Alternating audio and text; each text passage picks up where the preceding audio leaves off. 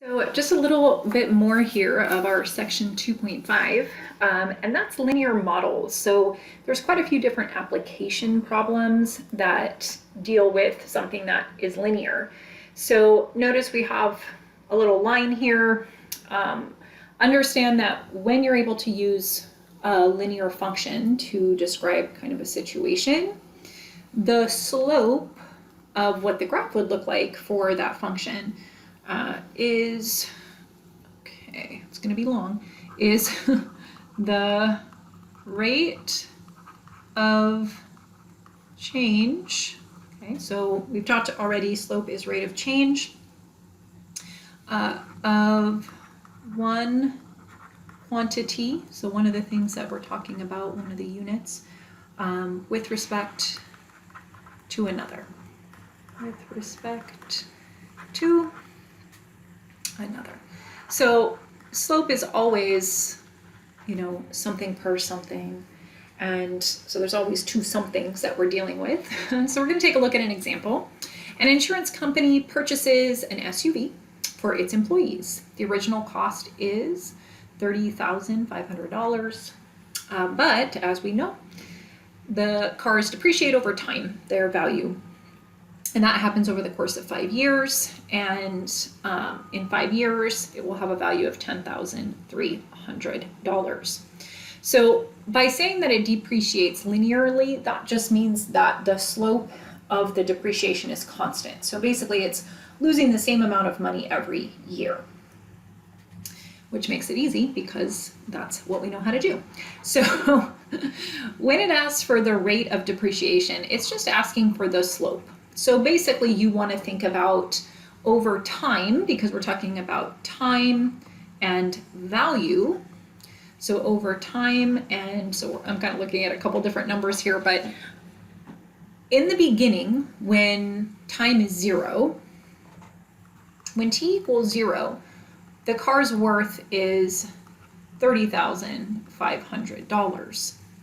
Then you might notice there's another time that we're given, and that is after 5 years, we know that the car will have a value of $10,300.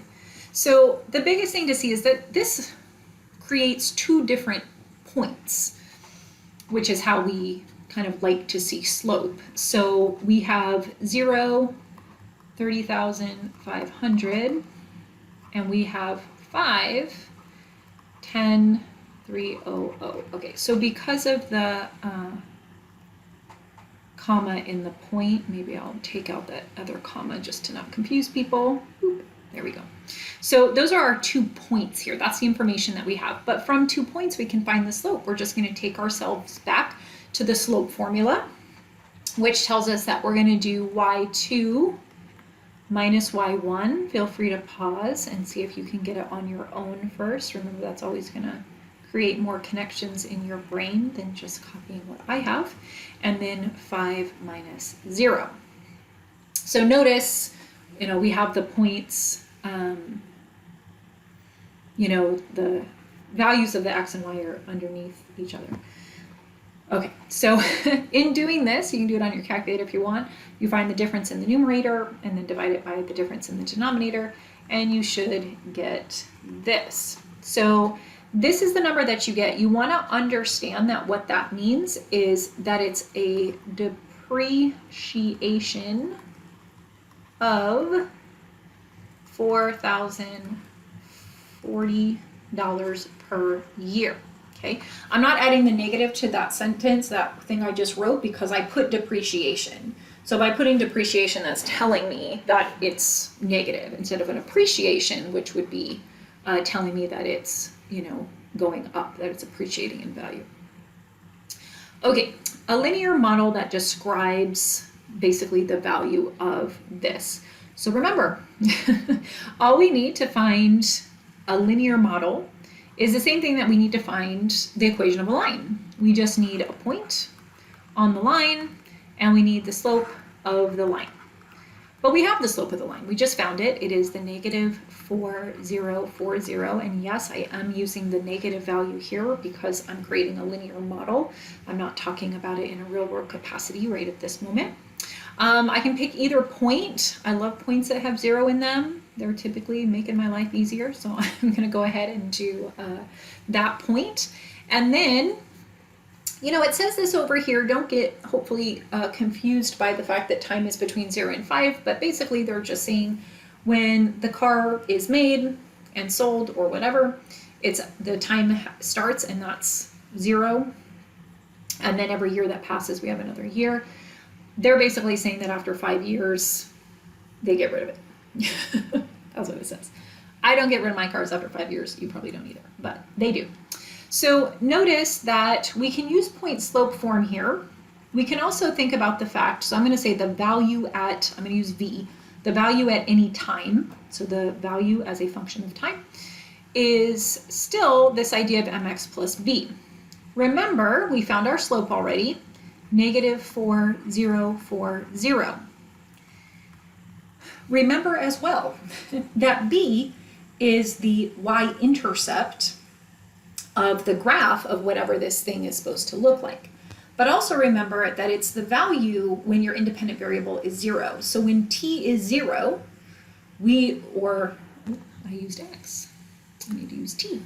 When t is 0, boop, boop, boop, there we go, we know that we're going to have a value of 30,500. So that is my y-intercept because that's when time is 0. So I can just write that right here. I don't have to put this in point slope form to then get it to this place.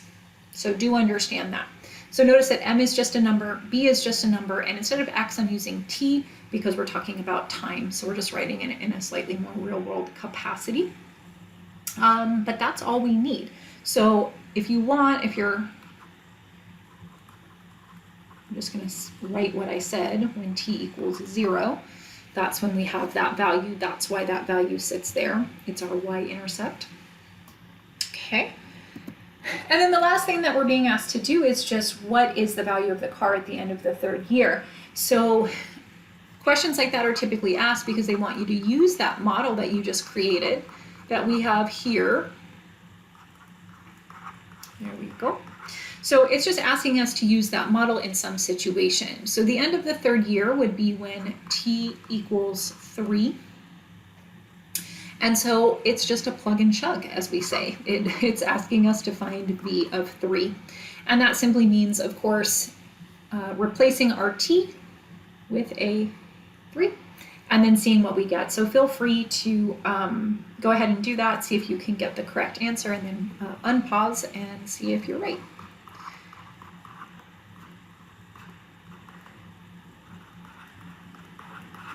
Okay, and we do this in the calculator. So notice what that's showing is a negative $4,040 every year. So it looks like that would be $12,120. That's going to be subtracted from the 30,500, giving us $18,380.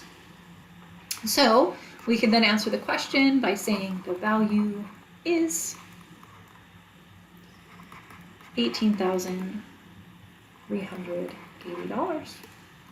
And then we've answered that question. So being able to create a linear model is very important. Anything that has that constant rate of change has the ability to be written as something linear. And that is section 2.5.